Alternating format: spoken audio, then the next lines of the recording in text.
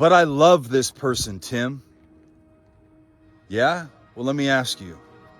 Is it love or is it limerence? See, limerence is when you have an infatuation, when you're consumed by thoughts about this other person. And see, what the limerence really stems from is what? That you need the other person. Instead of, right, I choose you, which is healthy love, it's I need you. That's limerence. Wanting to be with a person despite the fact that you know that they're bad for you. You know that you're not a good fit together. You know that you're not compatible. How about neglecting your own needs in order to meet the needs of the other person? See, is it love or is it limerence? Because when it's limerence in a dynamic, what ends up happening is you end up engaging in self-sacrifice, which becomes a way of life, and you lose yourself in the process. You lose your identity in the relationship. And then what ends up happening is when the relationship is over, you don't even know who you are anymore.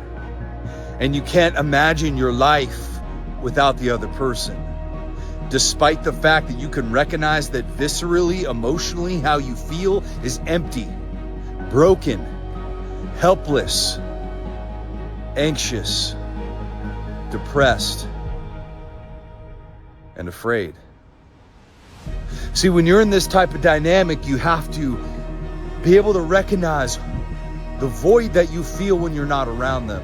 So many of you guys, the relationship ends with somebody that you were in limerence with, and what ends up happening is, I need the person back. I need them back. I need them back so badly.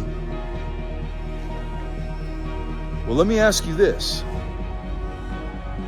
What if the void that you're feeling inside of you isn't actually caused by the absence of the other person? What if the void that you're feeling inside of you is actually a byproduct of the absence of the love that you have for yourself? Because that's the real question. So let me ask you, what would the solution be then if that was the truth? Would it be to get that person back? Or would it be to reestablish a new authentic love and relationship with yourself?